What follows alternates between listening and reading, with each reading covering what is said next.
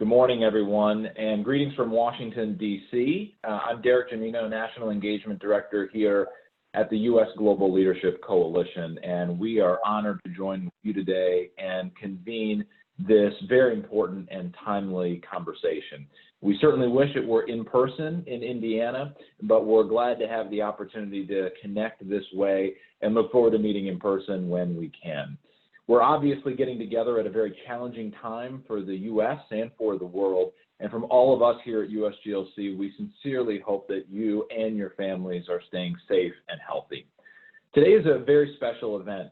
We're pleased to have participating in this discussion today nearly 50 veterans and exclusively veterans from all across Indiana to talk about America's role in the world, especially in the midst of COVID-19, the many geopolitical challenges and opportunities to our national security, and why leveraging and leading globally impacts us locally in Indiana. We're honored to have Indiana's own Congressman Jim Baird, a veteran himself as well, with us to share his insights and perspectives on U.S. policy at this time. And in just a few minutes, we'll properly welcome him here into the Zoom. Before we kick off our discussion, I want to share a few words about USGLC and our Strange Bedfellows Coalition. Many of you on this call are involved with USGLC as leaders in Indiana, part of our Veterans for Smart Power network. But for those of you joining USGLC for the first time, this year USGLC is proud to be celebrating our 25th anniversary of contributing to a better, safer world. We are today over 500 leading American business, faith, and humanitarian organizations alongside our network of small businesses and religious, military, and community leaders from all across the country.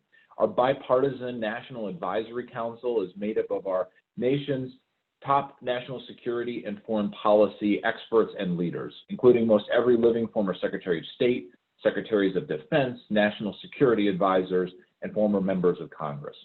As I mentioned, today's gathering is special because it's exclusively a gathering of those who've worn the uniform and served in our armed forces.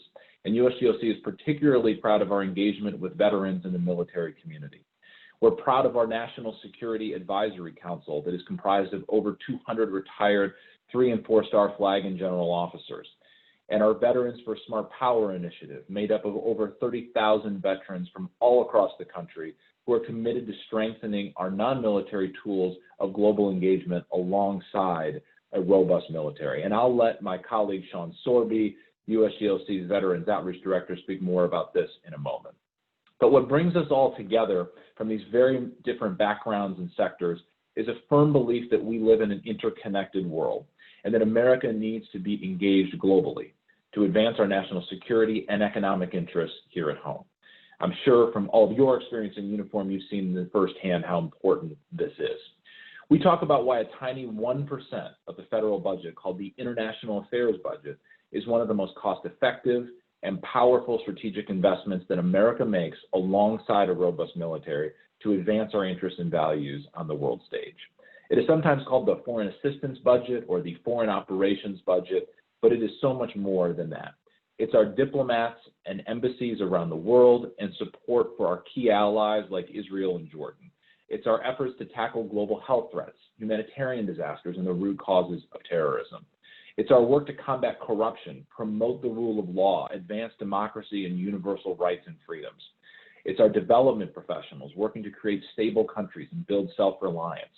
It's our programs that open new markets and reach new consumers for American goods and services, and the public-private partnerships that are providing a hand up, not a handout, to millions around the globe. And perhaps most importantly, it's working to prevent the need of putting our brave men and women in uniform into harm's way. It's effective, accountable, transparent, and it delivers for the American people. To tell you more about our Veterans Outreach effort and our Veterans for Smart Power program, let me introduce my colleague, Sean Sorby, USGLC's Veteran Outreach Director, to share with you a little bit about the work that we do before we'll introduce Congressman Baird. Thanks, Derek. So happy to be here today. And as Derek alluded to earlier, Veterans for Smart Power is a nationwide network of over 30,000 veterans who understand that the threats and challenges that America faces cannot be solved through military power alone. that development and diplomacy alongside defense are essential to achieving our objectives abroad and keeping us safe here at home. As a part of Veterans for Smart Power, veterans around the country and in Indiana are sharing their stories of service through writing and speaking opportunities, educational events with key officials from state, USAID, and other agencies, meetings with candidates for federal office, and conversations with elected leaders like Representative Baird. One of the great things about our group is that it brings veterans together in an inclusive and bipartisan manner around the importance of American global leadership. And it's something that we as veterans have a very unique perspective on and experience with. And the principle that's embodied in our group is also embodied in another group of which Congressman Baird is a founding member, the Four Country Caucus. The Four Country Caucus provides principled military veteran members of Congress a platform to work in a nonpartisan way and to create a more productive government. And I'll let the following video tell you just a little bit more about that. 2 Democrats, 2 Republicans. These 4 members of Congress are the leaders of the newly formed Four Country Caucus. All 4 of them, like the rest of the caucus, have served in the military. There's 20 of us. We are about mission. We are about country. We're coming together, using that common ground based on our service. 30 years in the Air Force. Don't remember ever hearing, are you Republican or are you a Democrat? It is really crucial that we do everything that we can to lead by example. That's the ethos that we're bringing. And that is why I believe that we cannot continue to have a go-it-alone attitude when it comes to our foreign policy. As a Green Beret serving from West Africa to multiple combat tours in Afghanistan, our diplomats are critical. So I take great responsibility of making sure that my people in my community understand the importance of the State Department. We must follow the advice of every single military member that came in front of the House Armed Services and said we have to support diplomacy. We want what is best for our country. So we stand shoulder to shoulder with USAID, the Peace Corps, and other parts of our foreign assistance apparatus. And certainly as members of Congress, we fully support their agencies to be fully funded. I think that's an area where we can easily come to the table, have these types of civil conversations, which can lead to discussions about other topics. In the end, our Congress needs not just 20 of us, we need 435 people figuring out how to work together.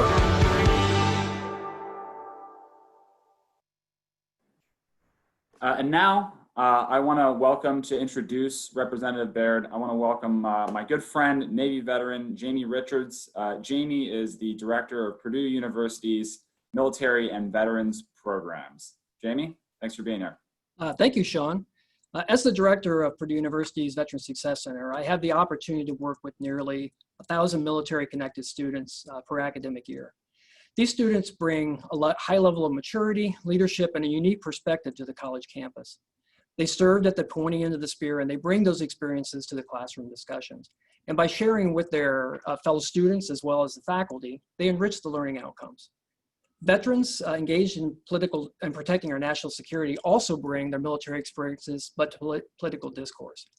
Armed with the full understanding of what use of force means, they have the ability to steer our nation to a position of strength while pursuing a more peaceful world.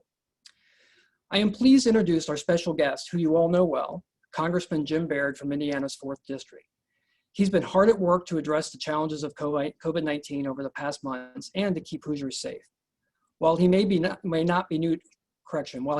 to Congress, he has committed his life to public service, including his service in the U.S. Army, which earned him a Bronze Star and 2 Purple Hearts.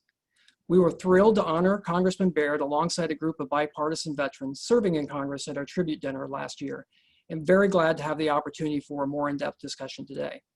Congressman, thank you so much for joining us today, for your service and your support for America's development and diplomacy programs. Well, thank you, Jamie. It's a pleasure for me to be here today, and I always cherish the opportunity to be with Americans veterans. You know, you can't ask for a more dedicated, a more patriotic group of individuals than our Americans veterans. So I especially appreciate you inviting me to be a part of this program. I look forward to discussing the importance of the United States continuing their global leadership around the world.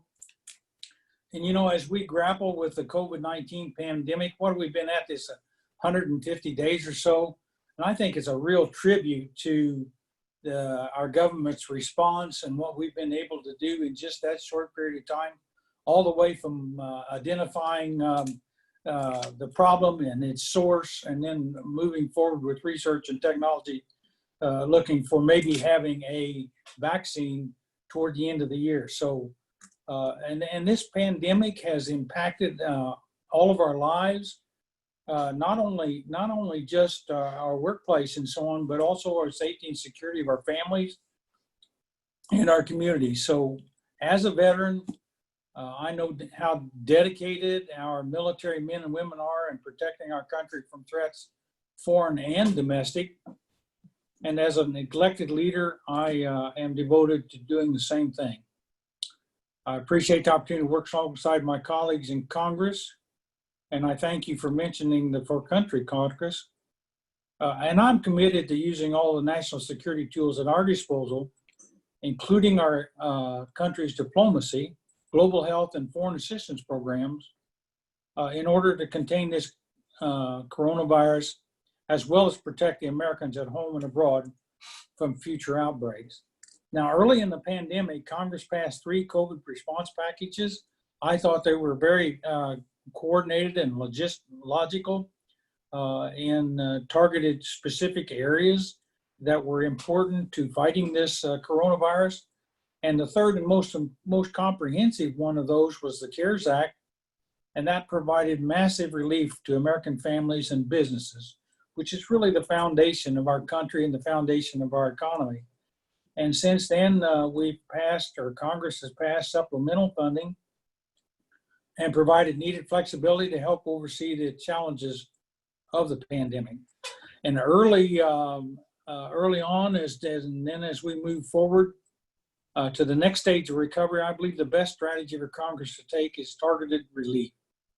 We may need to tweak some of these programs to make sure that there weren't areas and entities that we overlooked, or we need to maybe redirect funds. But this approach will be more effective in helping those still in need while we're ensuring taxpayer dollars are being used wisely. And I want to reemphasize that the challenge here sometimes is to try and maintain the economy and protect our small businesses and our local communities. But the other side of the coin is being careful of how many dollars we're spending and how much we're committing our children and grandchildren to future indebtedness. So while we work to rebuild and move forward at home, I think we still also must be vigilant and proactive abroad if we truly want to vanquish the COVID-19. This means working with our allies and international partners to limit the spread of the virus and to share the vital information on safety and vaccine developments and provide aid wherever it's necessary. Congress has appropriated a total of $2.37 billion in emergency COVID-19 funding for the State Department and USAID. And these funds will be used for diplomatic programs, for global health, international disaster assistance, refugee assistance, and economic and stability programs. This pandemic has forced the United States and the world to face some hard truths. One being the rising threat and disruption of China that they have played, and really the Chinese Communist Party has played in this global order. The Chinese Communist Party repeatedly displayed their bad behavior, whether it's aggressive action within the South China Sea, or the imprisonment of the Uyghurs, or the suppression of Hong Kong, or canceling or concealing the COVID-19. They hid the seriousness they actually hid the seriousness of this disease, led a propaganda campaign in order to blame the U.S., and used their resources to exert influence and continue to refuse international investigations into what happened. It follows the same threatening pattern of behavior we've seen from the Chinese Communist Party for years. Coming that has long been a bipartisan consensus in Washington. So the United States must take this rising threat from China seriously. We need to rethink our military strategy, our economic policies, and our alliances when it comes to confirming and confronting China. In the recent NDAA, we created the Indo-Pacific Deterrence Initiative. This initiative reassures our partners and our allies in the region that we mean to counter China's aggressive actions in the Pacific. China's goal to overtake the United States as the foremost world superpower relies heavily on their plan to surpass our technological advantages. And in order to maintain this edge, the U.S. needs to make strategic investments in emerging technologies like artificial intelligence and quantum computing. As a member of the House Science and Space and Technology Committee, we propose that we secure the American Leadership in Science and Technology Act, which would create a national strategy to invest in these vital industries. But America cannot stand alone. The United States needs our allies and our partners. We wish to counter the growing threat of China. This is why organizations like the USGLC is important to playing a role for advancing the U.S. national security. They understand the need for smart and strategic investments in international affairs so the U.S. can maintain and remain a powerful global leader. Again, thank you for having me, and I look forward to talking and listening to all of you. It's very much appreciated.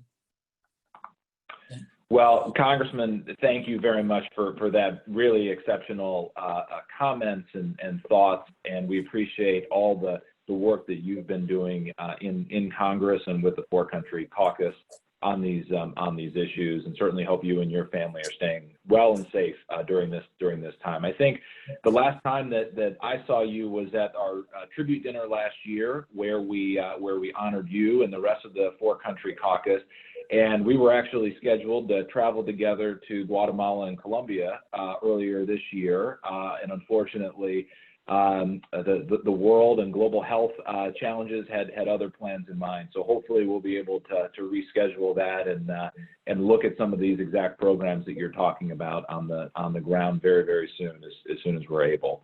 You know, I think you mentioned something, and I'm happy to sort of get the conversation going, and I'm sure others will have some thoughts and questions as well. But maybe I can kick things off to get you to react to, and I think it leads straight from where you had started off with us, which is right now COVID-19 is top of mind for everybody, and it seems so clear that what we're dealing with right now in terms of this pandemic is a stunning example of the national security threat that can happen from overseas, and how easily we can be impacted from a pandemic, a global health emergency that starts somewhere else but can so quickly spread. And we know that these types of diseases don't respect borders. They're not stopped at borders, and so it's very easy for something that starts in one country to spread to another. We've seen a lot of military leaders and even some former combatant commanders talk about the need for a very strong global response to these kinds of global health emergencies and pandemics, and partnerships around the world to really contain a lot of these types of outbreaks at their source before that they spread.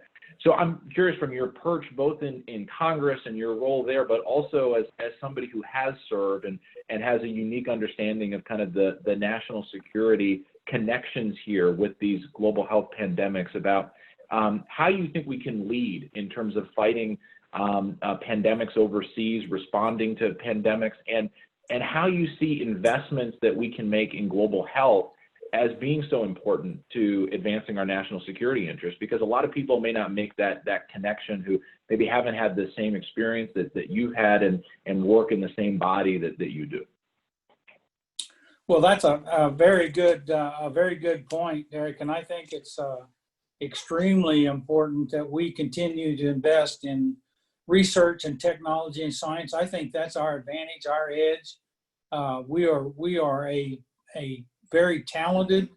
We're very fortunate in this country to have access to the universities and the ability to do the research that we do. And so I think it's extremely important that we continue to make those kind of investments. And then our military around the world are kind of our eyes and ears to keep an eye on what's going on in other countries. And the other point that you mentioned that I think is just phenomenal is the fact that we as a world now move so easily and so fastly from one country to another. And so this pandemic has exposed the idea of how fast it can move from something like this COVID or coronavirus can move from one country to another and spread around the world quickly. And so that has an impact on our, on our ability and our economy, and it has an impact on our military. So all of that kind of comes together and is interwoven to make sure that we make the investments and follow the guidance from not only businesses, but from our military leaders and others, our diplomats, to make sure we are moving in the right direction and to stay ahead and be a leader in all of these areas. Very well said.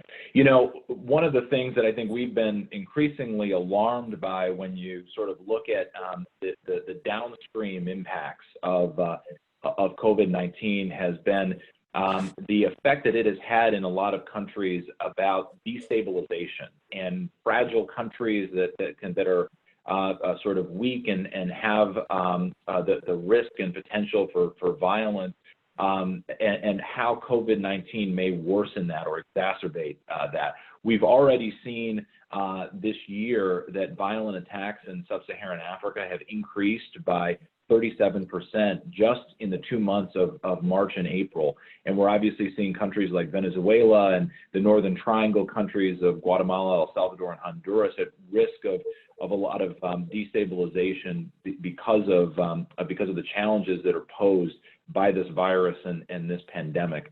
How do you see the investments that we can make through a lot of our civilian capacities, that diplomacy, that development, that foreign assistance that you were talking about addressing fragility, things that contribute to fragility, like a lack of education or a lack of economic opportunity? I remember you told a gathering of the four-country caucus once that from your experience in Vietnam, what you saw was a lot of people just wanted opportunities for their kids. They wanted economic opportunities.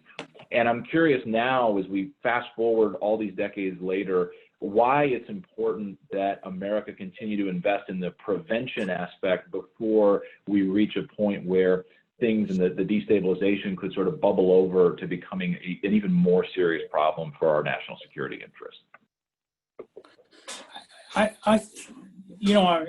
It's interesting you mentioned Vietnam, and the Vietnamese people, they got along with the GIs extremely well. They liked what we could show them, teach them. Of course, we were in a war, so you didn't have a lot of time to do that. But we had individuals that did try to help those local communities. So those folks and those people were sort of like all of us as humans. We care about our families. We want to raise our children and give them the opportunity that maybe we didn't have.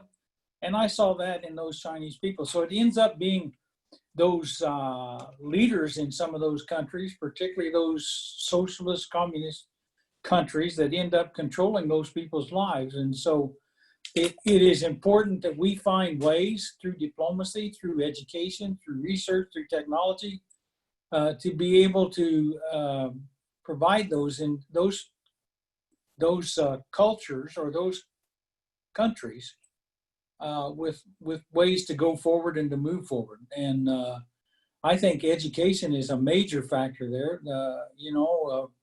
If you do not know how to raise food, or you can't produce food, and yet you are taught some techniques that do that. So, I'm letting my agriculture background become a part of this conversation, but I do think that that's extremely important. And so food, shelter, and clothing are the basic needs. Some countries do not have that. So if we can help them figure out a way to do it, and we can produce, I'm tying, when you talk about USAID, a lot of that ends up being food from USDA and so on. We have a tremendous ability to produce food in this country, and we can share that with other countries.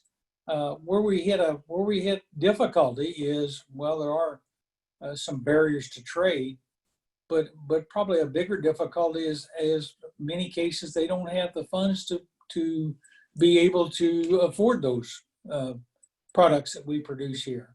So it behooves us to try to help them find ways to purchase our products, and yet do it in a fair manner, because we have a tremendous capability to produce in this country, and I'm very proud of that. Yeah. We recently hosted former Secretary of Defense Bob Gates, and he made the argument that America's competition with China is going to be one of the defining challenges of the 21st century, and you touched on this in your remarks. He also stressed that this competition is very likely to play out on a non-military battlefield, that there's a real risk of what China is doing, particularly in the developing world, with making a lot of investments there, whether it's infrastructure or ports that they're doing, or a variety of educational institutions that they're building. I'm wondering how you sort of see our competition with China, particularly in places where they're sort of expanding and getting engaged in terms of their foreign operations and foreign assistance efforts, and how you think that we can better engage and more robustly engage in these places so that we're not losing ground to China in some of these very important economic, geopolitical, and strategic markets for us in the future. I think that's a good question, and it's one that I've thought a good deal about, Derek. So I'm glad you asked it. I appreciate the opportunity to express my views on that, because here's a couple of things that I see by having been involved in agriculture. We have the ability to produce soybeans and corn and protein through our animals and so on. We have a tremendous ability to do that. And we have the logistics in this country to be able to move it to anywhere in the world on a pre-scheduled time. We can deliver that quality product, maintain the quality, and get it to these countries. And consequently, what I'm trying to get around to is, I think we have really improved the quality of life for the Chinese people and other countries around the world. Japan and some of these other developing countries, through our ability to deliver high quality food products and concentrated protein products. And so then you mentioned, and here's an area that I think you need to keep in mind, at least from my perspective, my analysis would be, you talk about China investing in other countries in their infrastructure, building ports, the Belt and Road kind of concept. But I want to point out to you that doesn't come cheap.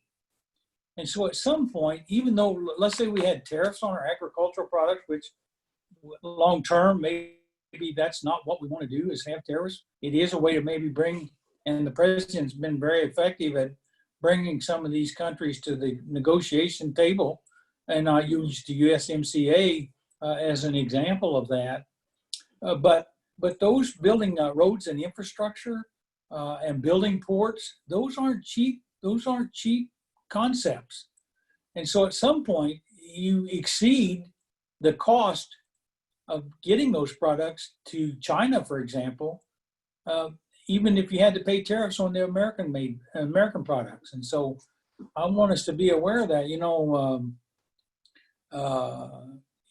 Those costs are built into the cost of living for those people. So I'm concerned about their investment in other countries, but I also know the technology that we have and the ability that we have in this country to be able to outproduce many of those after they've made that kind of investment. If you try to get to the interior of Brazil, for example, you're not talking about a mile of gravel road. You're talking about significant distances, and that doesn't come cheap in today's economy. So I think we can be very competitive. Great. Yeah, I know we have a lot of folks that want to ask you questions. Maybe I can, before turning it over to Sean to help moderate that and field those questions, maybe I can ask you one last question, which is, as you know, I mentioned, everyone that's participating on this call from across Indiana today is a veteran, has served. Last year, nearly 150 retired 3- and 4-star flag and general officers wrote to Congress to support and defend the critical resources for development and diplomacy programs to, as they said, help advance our nation's interests and values. And they're a small part of the chorus of thousands of veterans that we talked about who have spoken out over the years as part of USGLC and independently on the need to leverage all the different tools of our national security toolkit to keep us safe. But I'm curious from your own perspective and your own service in the military about what experiences you take away, what lessons that you take away, why do you think so many veterans are passionate supporters for America being a leader in the world and utilizing all the tools of our national security toolkit, not just the military, not just our civilian diplomats and development professionals, but all together? Why would you say that veterans, and particularly from your experience, are so passionate about this? You know what? I think the answer there is the one that I feel deeply. 72%, I think the last survey I saw, 72% of the Vietnam veterans, even with all the consequences when they came home and so on, would be willing to go back and do it again. And that tells me that there's a strong commitment to this country. So the bottom line, in 3 words, I think most of us as veterans, we love this country. And we've been able to see life in other cultures and other countries, and we recognize the wonderful situation that we have in the United States of America, and we're very proud of that, and we intend to do our part to make sure that we maintain that, not only for ourselves, but those veterans fought for this country and for what it stands for. And they intend for that to be available to their children and their grandchildren and their families and their communities. Otherwise, why would you do it? Does that really answer well that? said? Yeah. Okay. Really well said. Absolutely. I know we've got quite a few questions. Let me turn it over to Sean Sorby, and he can go ahead and field those for you. Thanks, Derek. And Congressman Baird, thank you very much. Such thoughtful comments. As Derek said, we've got a few folks here, some veterans from Indiana, and we want to give them an opportunity to ask their questions. So first, we're going to call up Charles Williams, my fellow Marine, and he's of the Warrior Reunion Foundation. Charles? Hey, Sean. Hey, thanks, Sean. Yes, sir. Can I say something about Marines before you start that? And I know there's some others on here. I'll probably get some kickback for that. But boy, I was in the Army. So if you got a bad assignment, the thing I really liked about Marines, if I could find them and tell them I didn't think they could take that assignment or take that hill, I could walk in with Starbucks coffee the next night. I guarantee you they've got the esprit de corps and the challenge. So I am just pleased that the Marines are on our side of the table. Oh, thank you so much. I'll take that as a compliment. Appreciate that, sir. That's the way it meant it. Hey, thank you for doing this, Congressman.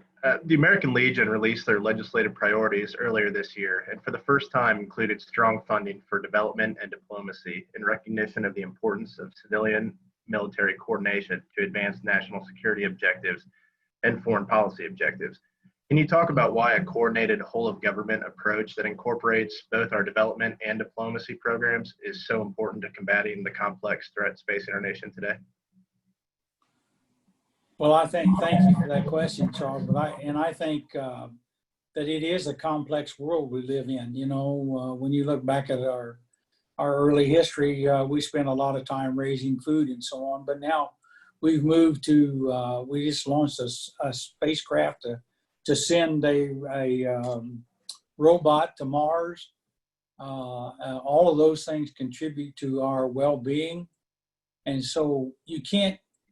I don't think you can just use military force without having the people to support you. And the way you get the people to support you, I'm talking about the communities or countries you're in, is to provide them other things that they can maybe, there's a lot of pride, or at least I still think that's true. There's a lot of pride from being able to do things for yourself. And like we mentioned, the Vietnamese people, they just want to take care of their families. So if we can help them get the tools, and that takes more than weapons and ammunition. It takes the weapons and ammunition to secure the area, but then you bring in these other aspects that can really make a contribution to their well-being and their growth. And so that's why I think that's why the whole of government idea is a good one, Charles. And I'm glad to know that American Legion has made that a priority as well. Great. Well, thank you very much. And next, we have got another person I know, Andy Gothrow. He is of the Military Officers Association of America. He's the president of the Indiana Council of Chapters. And my understanding is you two have met each other on a couple of occasions as well. So, Andy? We have. Yes, I'm on. Yes, we have. It's good seeing you again, Congressman. I appreciate the opportunity to have this Zoom conference with you again. I believe I'm probably the oldest guy on this panel. And just to let you know that I've got 5 years on you. So I can reflect back a little bit at what I have discussed before. You've done your homework, haven't you? I have. But anyway, the one thing I'm sort of looking back on a few decades when President Reagan was in office, and he kept referring constantly to America as being the shining city on the hill. And part of that was his belief in he was human rights and foreign assistance across the world. And he certainly, endorsed the peace through strength policy. Well, currently, as we know, there's a lot of distractions, the COVID thing, the China issue. And I'm not sure that legacy is what I see, that there's less and less interest, certainly not among veterans per se, but in Congress and across America as well, as to continuing this diplomacy and development. And I guess I want to ask you what your thoughts are. What can we do as individuals or collectively as a group to further sort of get back to the era when we certainly, and the majority of people, believed in strong development, diplomacy, foreign assistance. And I don't know, I'd like to get your personal thoughts on that. Well, I think you have to, it's almost imperative. No, it's important that you understand what we have in this country. And so those opportunities to do some kind of foreign service or foreign assistance will open a lot of young people's eyes as to what we have here. And so in order to benefit from that, I think we have to, it's a picture's worth 1,000 words. And so if you actually have to go to a country and see how those people actually live on a day-to-day basis, I think that's one aspect. And then I think it's important for veterans to continue to communicate with their legislative people at all levels. And I think it's important for veterans to have a role in the community, at least visit with the community. So I was on gun trucks in Vietnam, and I was training the infantry. But anyway, to get to my point, some of the individuals made replicas of the gun trucks we had in Vietnam, but we went to a lot of Veterans Days programs, and they made ladders so those young people could get on the trucks and visit with the veterans. And so I think all of that communication and that interaction with veterans helps our young people understand. I think young people really want to know, but they may not have the opportunity to serve.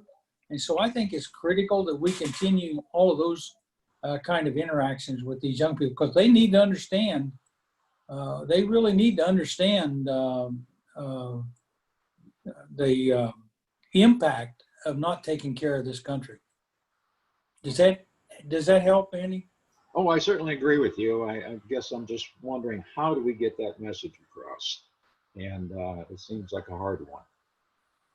Well, I'll tell you this, I've been invited to some Veterans Day programs, and I know every veteran that's on here has been invited to those. And so I've really had some really excellent receptions in schools.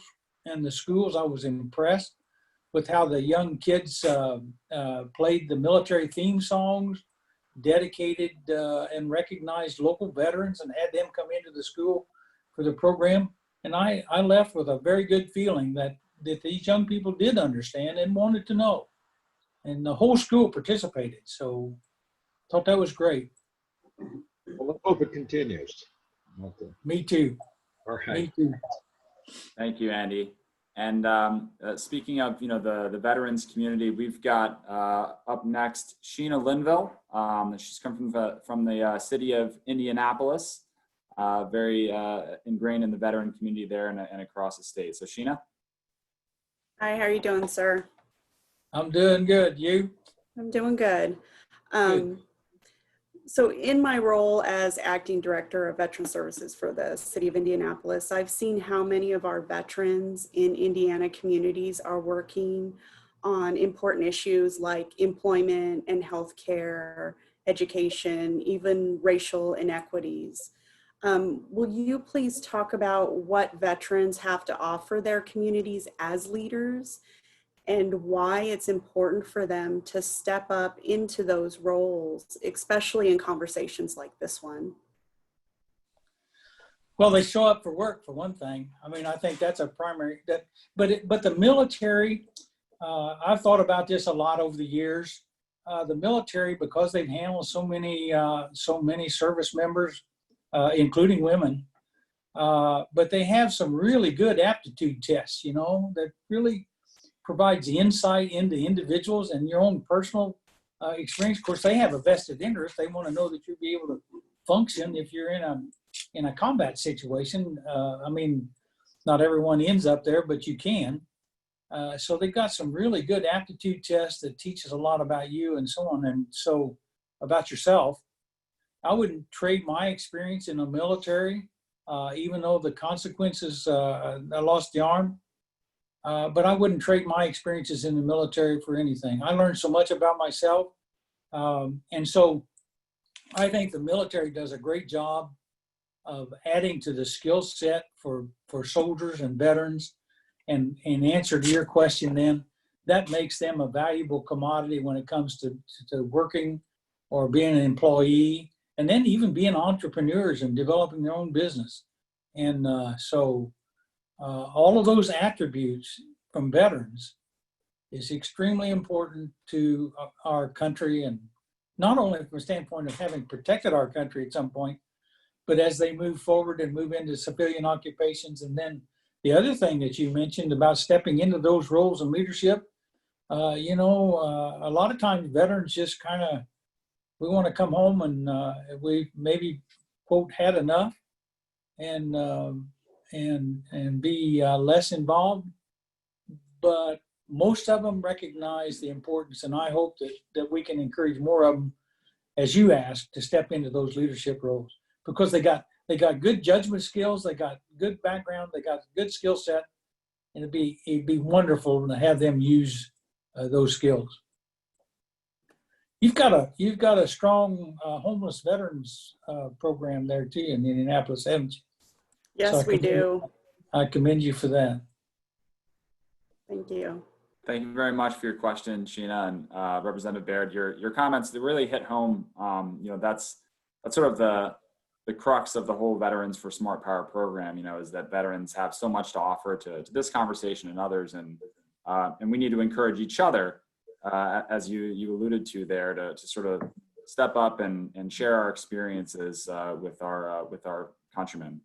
I had a final question for you, but there's a question in the chat about your experience in Vietnam and whether you've gone back since, and America's current partnership with Vietnam, both at a political level and also economically, and just wondering sort of how you view the current relationship with the country as a partner, and how that might be a model for our relationships with other allies around the world.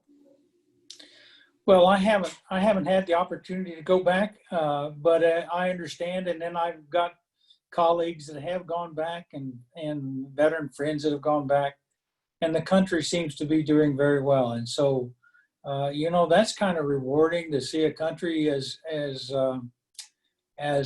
developing as they were when we were there, to see them moving into this century and have the opportunity to see those people that have children and grandchildren at this point that I've probably interacted with, and some of my fellow soldiers interacted with. I can remember the children coming up and wanting some of our sea rations and so on. So it would be rewarding to see how some of those, what their life's been like and how it's developed, and to see them making progress. So we are becoming increasingly evolved around the world. I mean, we interact with other countries.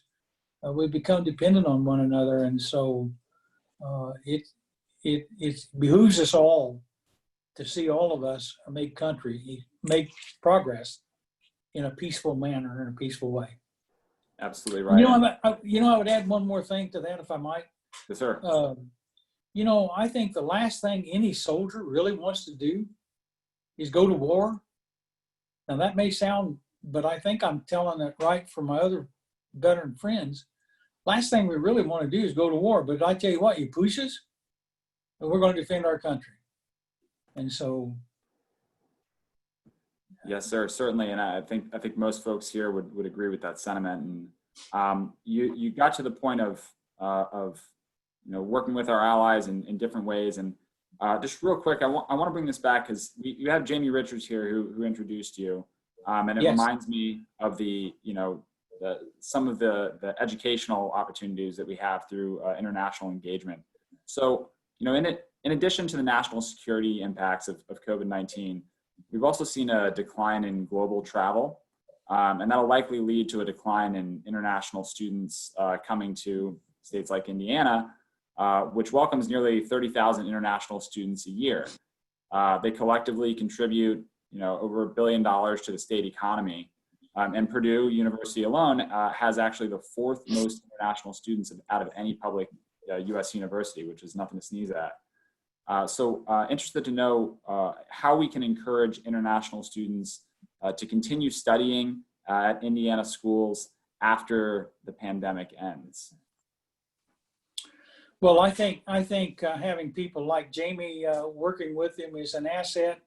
And of course, Purdue is my alma mater, and I have great confidence in the president of Purdue University, Mitch Daniels, our former governor.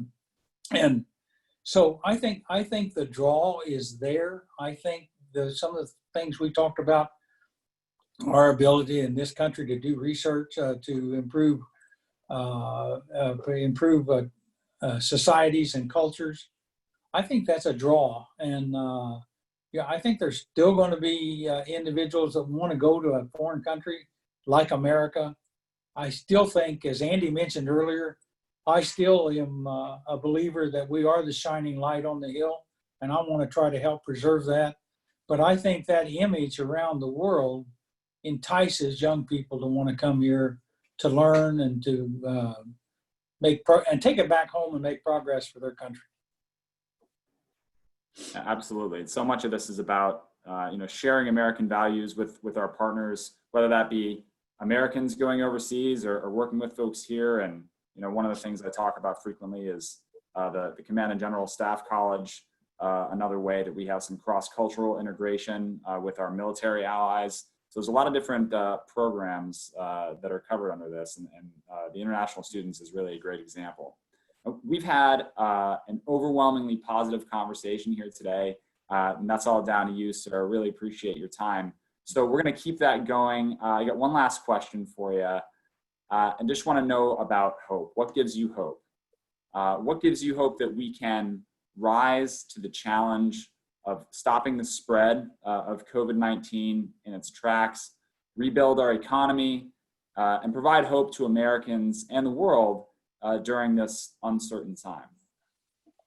You know, I have tremendous confidence and appreciation for American ingenuity, for American innovation. And I think this last 150 days, as we've dealt with the coronavirus, demonstrates we've had companies that change their manufacturing to go produce PPE equipment.